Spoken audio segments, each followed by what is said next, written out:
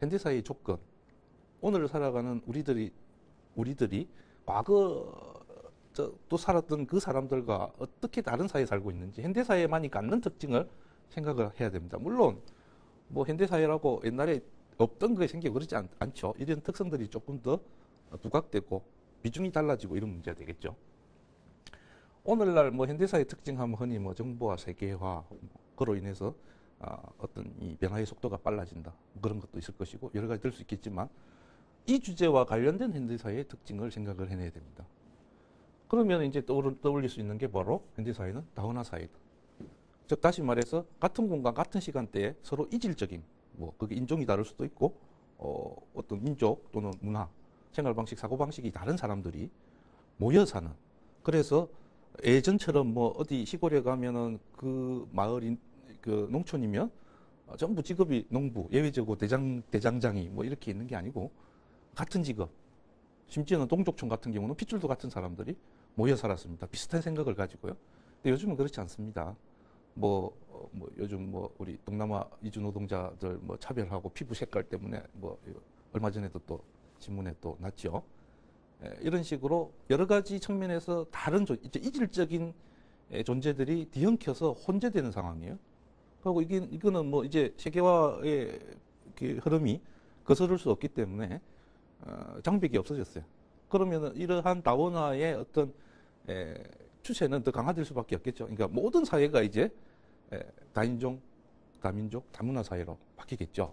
바뀌면 필연적으로 이 다름으로 인한 대립과 갈등은 증폭될 수밖에 없습니다. 이게 참 그 심리적 학적으로 봐도 뿌리가 깊은 거예요. 사람이 나와 나 아닌 것을 구별하는 것은 기나긴 어떤 진화의 과정에서 자기 생존의 가능성을 높이기 위해서 발달되어 온 거기 때문에 이 다름, 나와 같은 존재냐 저게 다른 존재냐, 같은 존재일 때 우리 편일 때 도와주고 협력하고 뭐라도 다른 편일 때 일단은 경쟁자로 의식해야 되는, 이것은 기나긴 진화의 과정에서 형성된 그 유전자에 박힌 관념에 가깝기 때문에 쉽게 극복이 잘 안 돼요.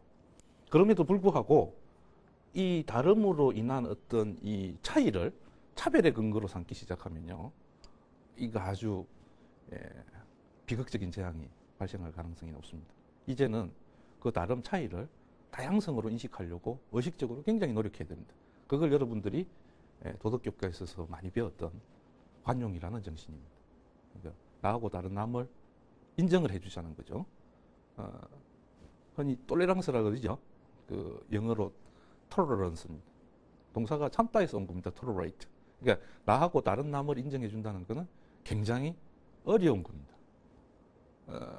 심지어 예를 들어서 너는 어떤 연예인을 좋아하니 이것만 달라도 서로 막 감정이 상할 수 있는 거예요. 식성만 달라도 사람은 싸울 수 있어요. 그 정도 예민한 문제예요. 그래서 쉽지는 않지만 그러니까 노력이 필요한 거죠. 자, 여기까지만 써도 웬만큼 원하는 답변은 한 거라고 할 수 있습니다. 요 역지사지의 교훈을 현대사회 조건에 확장시켜서 이렇게 구체적인 덕목으로 정리해내면 됩니다.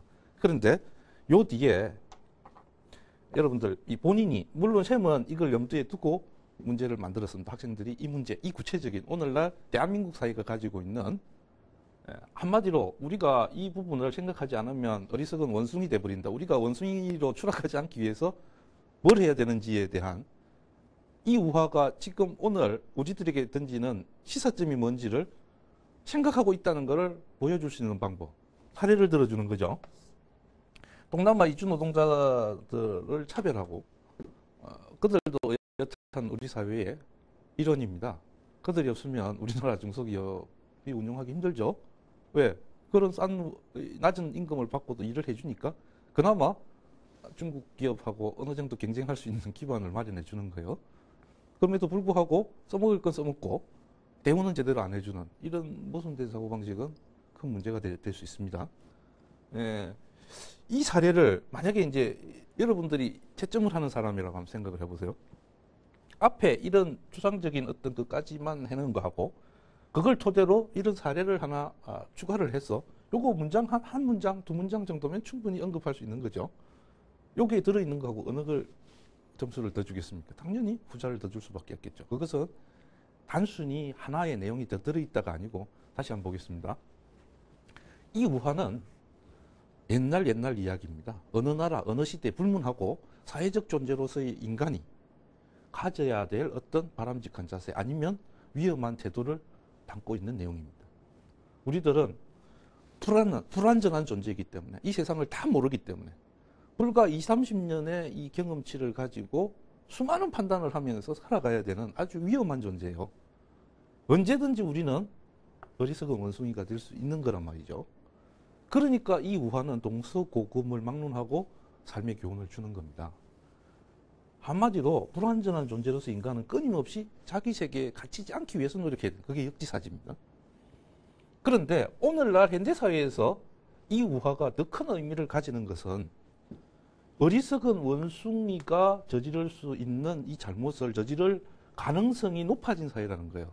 왜? 자기들끼리 모여있을 때는, 즉 나름으로 인한 대립과 갈등이 적은 사회에서는 이 어리석은 원숭이가 안 될 확률이 높지만 나름으로 인한 갈등과 대립이 증폭되는 상황에서는 수많은 우리들이 어리석은 원숭이가 될 수 있다.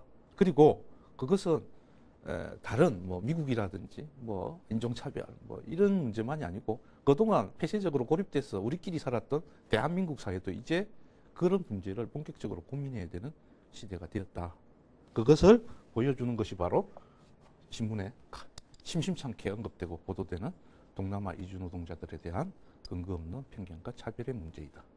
세계화 시대에 우리가 이들을 큰 틀의 우리 안으로 받아들여서 인정하지 않으면 우리는 한 무리의 원숭이 집단이 될 수밖에 없다.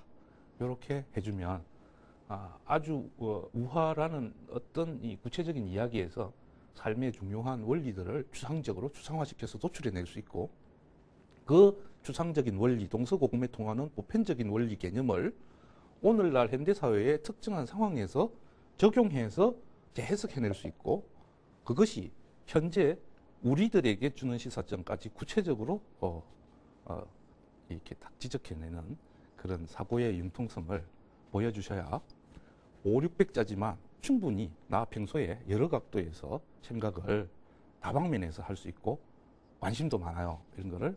그리고 구체적인 이야기에서 일반적인 원리를 도출해낼 수 있는 그런 사고도 발달해 있고 그 원리를 현실의 구체적인 상황에 적용할 수 있는 상상력도 있는 학생이다. 나는 자네 우네가 다 발달한 학생이니까 뽑아달라. 이렇게 어필할 수 있는 답안이 되는 겁니다. 일단 요 논제하고 두 번째 논제 한번 해보겠습니다.